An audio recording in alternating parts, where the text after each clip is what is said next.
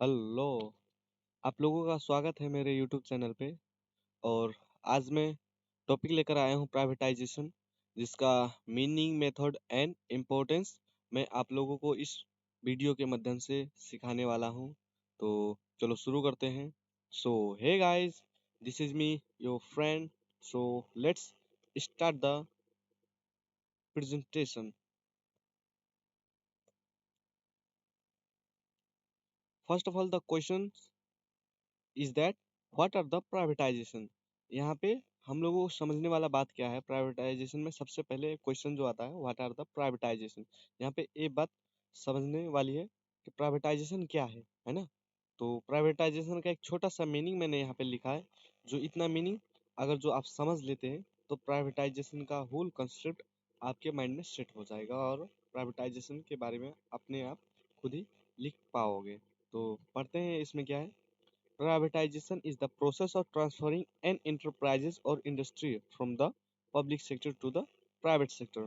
अब यहाँ पे नोटिस करने वाली बात यह है कि जो पब्लिक सेक्टर है, पब्लिक सेक्टर मतलब गवर्नमेंट सेक्टर, पब्लिक मतलब होता है गवर्नमेंट।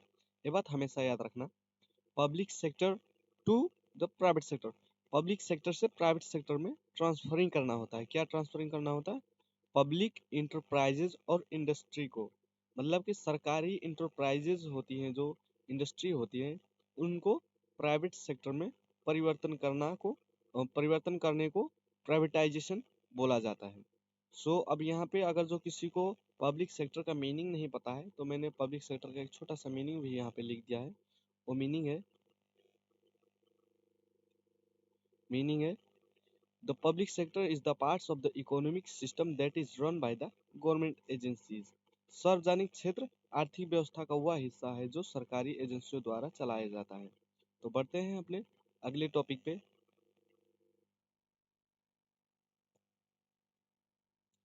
अगला टॉपिक हमारा मेथड ऑफ प्राइवेटाइजेशन। अब ये क्या है? Method of privatisation. यहाँ पे प्राइवेटाइजेशन का जो एक मेथड है उसका यहाँ पे मैंने एक छोटा छोटा आप लोगों को डिफिनेशन दूंगा जो समझने में एकदम आसान है और लोकल लैंग्वेज में आप लोगों को समझाने वाला हूँ। पहला मेथड है सेल्स ऑफ शेयर्स। अब ये क्या है?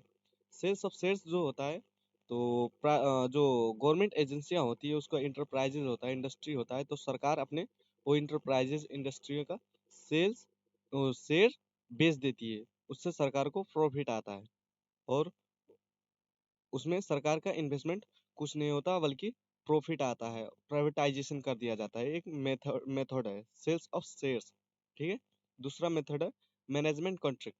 अब यहाँ पे अगर जो सरकार कोई प्रोग्राम लाता है करने का पब्लिक एरिया में मतलब जनता में वो कुछ प्रोग्राम करना चाहता है तो प्रोग्राम कॉन्ट्रैक्ट के माध्यम से किसी ठेकेदार को या किसी मतलब प्राइवेट पार्टी को दे दिया जाता है कॉन्ट्रैक्ट के हिसाब से और उसको पैसा दिया जाता है उस काम करने के बदले में।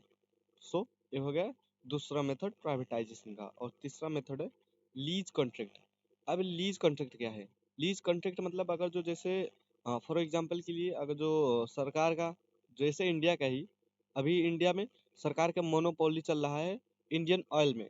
अगर जो इंडियन ऑयल किसी प्राइवेट पार्टी को ठेके पे दे दिया जाए तो वो हो गया प्राइवेटाइजेशन। यहाँ पे तो सरकार चला रही है इंडियन ऑयल को, तो अगर जो इंडियन ऑयल अगर जो किसी प्राइवेट पार्टी को दे दिया जाता है तो प्राइवेटाइजेशन माना जाएगा।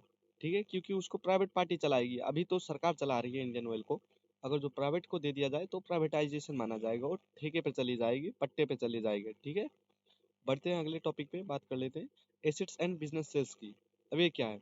Assets and business sales privatization का एक वो मेथड है जिसके अंदर भी दो टाइप होते हैं। एक पब्लिक टेंडर है और एक पब्लिक ऑक्शन है। पब्लिक टेंडर मतलब आप लोगों को पता ही होगा, जो सरकार टेंडर लॉन्च करती है और उसमें फिलअप करके काम दिया जाता है। सरकार उस काम के बदले कुछ अमाउंट तय करती है, जो अगर जो काम उस पैसे में कोई करता है तो उसको दे दिया जाता है, पर यहाँ पे कंपटीशन कराया जाता है प्राइवेट पार्टियों का। तो बढ़ते हैं अगले टॉपिक पे, वो है पब्लिक ऑक्शन। अब नीलामी, सार्वजनिक नीलामी। और ये क्या है कि जैसे अगर जो सरकार कोई एजेंसी है, सरकार का कोई इंडस्ट्री है, कोई इंटरप्राइजेज है और सरकार उसको नहीं चला रही है और ठप पड़ी है, बंद पड़ी है, तो उसकी नीलामी कर दी जाती है सरकार के द्वारा प्राइवेट पार्टी को। तो ये हो गया प्राइवेटाइजेशन, मेथड ऑफ प्राइवेटाइजेशन। अब बढ़ते हैं अगले टॉपिक पे, इम्पोर्टेंस ऑफ प्राइवेटाइजेशन। अब यहाँ पे प्राइवेटाइजेशन का मैंने 5 इम्पोर्टेंस लिख दिया है, छोटा छोटा है जो समझने में एकदम आसान है। सो पहला इम्पोर्टेंस है improve the financial condition of the government. अब प्राइवेटाइजेशन सरकार में क्या महत्व रखता है, ठीक है, पब्लिक सेक्टर में क्या महत्व रखता है। तो प्राइवेटाइजेशन से सरकार की फाइनेंशियल कंडीशन में इम्प्रूवनेस आता है, क्योंकि अगर जो प्राइवेटाइजेशन कर दिया जाता है अगर जो सरकार की एजेंसियां, तो सरकार की एक्सपेंस नहीं होती, तो उससे सरकार की फाइनेंशियल कंडीशन सेव हो जाती है। और दूसरा है better goods and service to the consumer.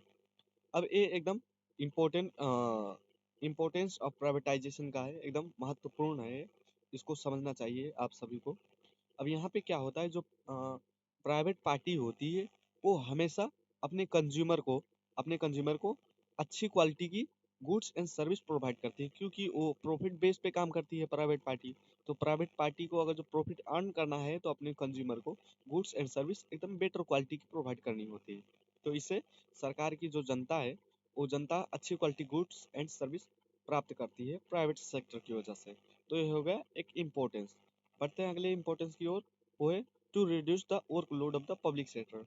अब यहाँ पे जो लिखा है सार्वजनिक क्षेत्र के कार्यभार को कम करने के लिए, यहाँ पे सार्वजनिक क्षेत्र मतलब कि पब्लिक सेक्टर का वर्कलोड जो होता है वो प्राइवेट सेक्टर को दे दिया जाता है, इससे सरकार की कार्यभार कम हो जाती है। अब कंपटीशन इन द इकोनॉमी, ये टॉपिक भी एकदम इम्पोर्टेंट है, ठीक है। इम्पोर्टेंस ए वाला जो इम्पोर्टेंस है चौथा वाला, ये महत्वपूर्ण है एकदम।